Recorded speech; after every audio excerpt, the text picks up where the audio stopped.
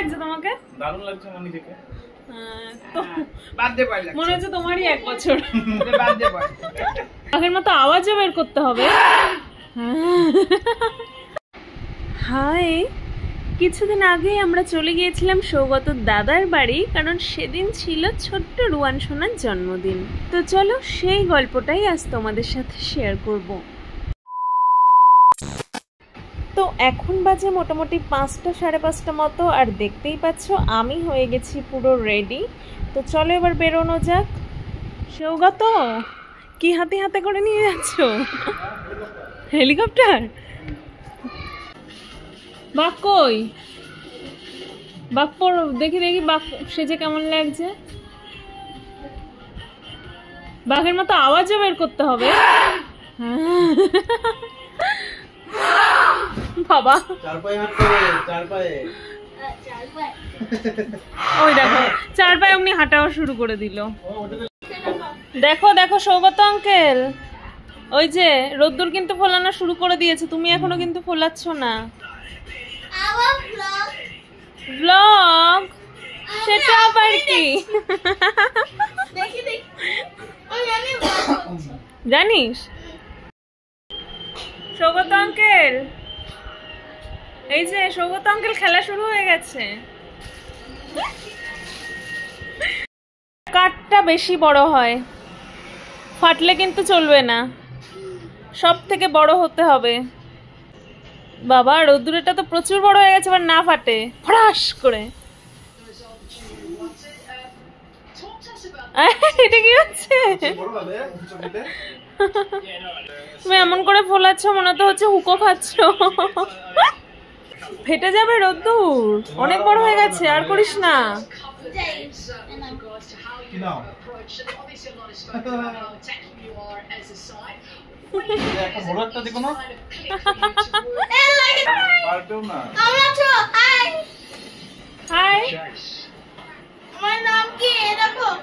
কি দেখবো?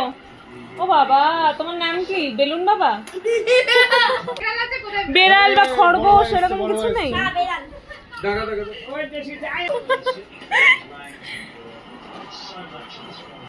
আর এখানে দেখো জায়গাটা কত কিউট হয়েছে না সাজানোটা। আর এদিকে কিন্তু ভাইয়ের জন্মদিনে দাদা সব বন্ধু বান্ধবরা এসে তখন বাঘ পেঁচা এক একজন এক এক রকম সাজতে ব্যস্ত।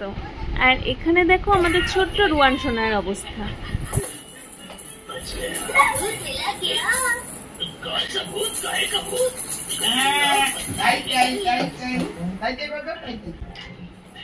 এই সব এক এক করে উড়ে যাচ্ছে।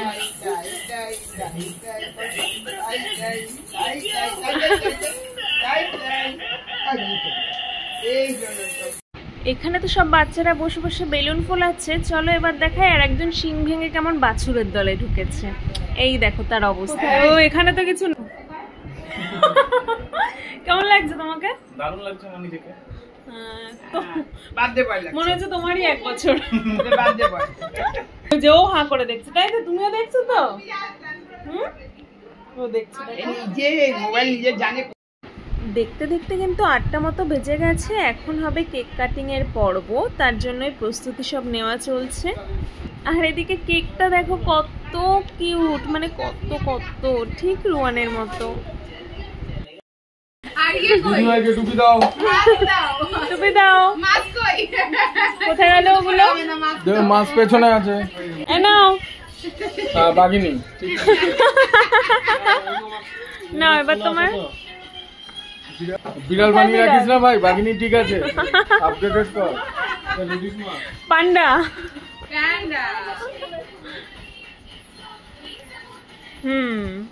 এবার মনে হচ্ছে যে 1 বছরের বার্থডে। তুমি বসে যাও। এ মা, দিদি ভাই তুমি খুলে ফেললে কেন? দুজন মিলে একসাথে সেজে গুজে বসো। ওইটাই বাকি আছে। এই বাঘিনী, এ ভাই ই কই তোমার পান্ডা কোথায় গেল? আমার পান্ডা খাবো, পালিয়ে গেছে। আর লাগবে না? না না লাগবে লাগবে। ও বাবা আমাকে আবার সিং। হ্যাঁ না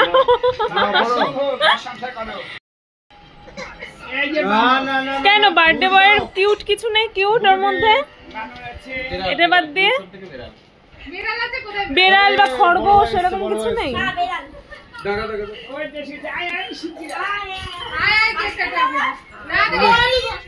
happy birthday to you, happy birthday রোদুর হাতটা ছেড়ে দাও। Happy birthday to you.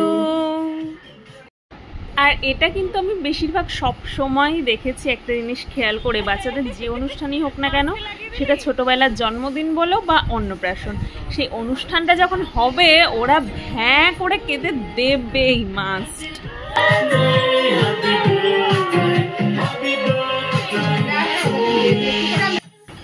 এখন সব চলছে ফটো সেশন। আর এবার দেখো একটু পরেই রুয়ানের মুখটার অবস্থা কি হবে, জাস্ট এদিকে তাকিয়ে থাকো এক্ষুনি। এই দেখো ক্রিম মাখিয়ে একদম ভূত পুরো। আর রুয়ান কিন্তু কেকের ক্রিমটা পেয়ে বেশ এখন চুকুম করে চাটছিল। দাঁড়াও দাঁড়াও, তখন না ভালোভাবে ঠিক দেখা যাচ্ছিল না, এবার দেখো একদম পুরো কাছ থেকে দেখাচ্ছি। আর এইদিকে একদিকে চলছে কেক ডিস্ট্রিবিউশনের পালা, আর একদিকে চলছে কেক মাখামাখির পালা।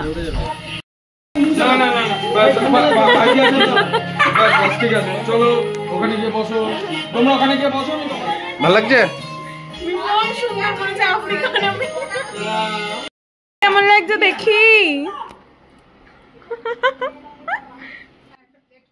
আর সৌগত তো পুরো মনে হচ্ছিল কপালের মধ্যে ঘাস গজিয়েছে।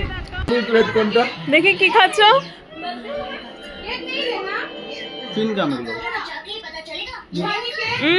বিচ্ছিরি ফন্ডেন্ট বলে চুইনগাম এগুলো।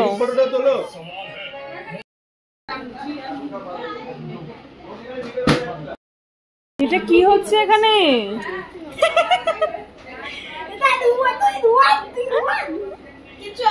রুয়ানেরটা কি সবাই মিলে চড়া হচ্ছে? তুই ওর কাঁধে উঠে পড়।